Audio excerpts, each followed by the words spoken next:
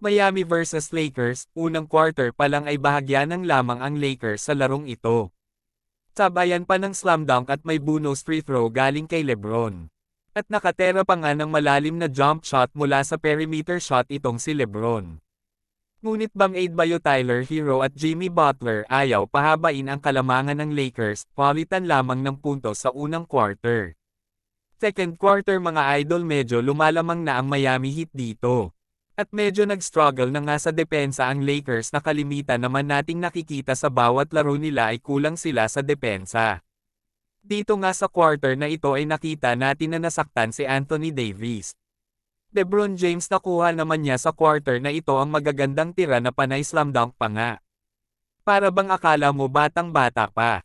Isang 3 points nga ang binitawan ni LeBron at sumablay ito. Buti na lang at may Austin Reeves na super energetic na nasa loob sinalo ang bola sa ere at sabay slam dunk pa.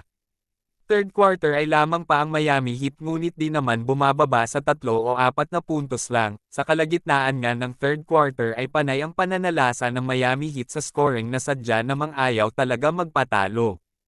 Sa huling mga minuto nga ng third quarter ay tuluyang nag-struggle ang Lakers at lamang na ang Miami ng halos 10 dito.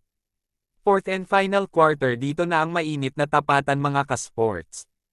Isang error nga galing sa Lakers at naagaw ang bola mula kay Austin Reeves na derecho ngang papunta sa slam dunk sana at di nga pinayagan ni LeBron na mangyari iyon at isang chase down block nga ang binigay niya dito.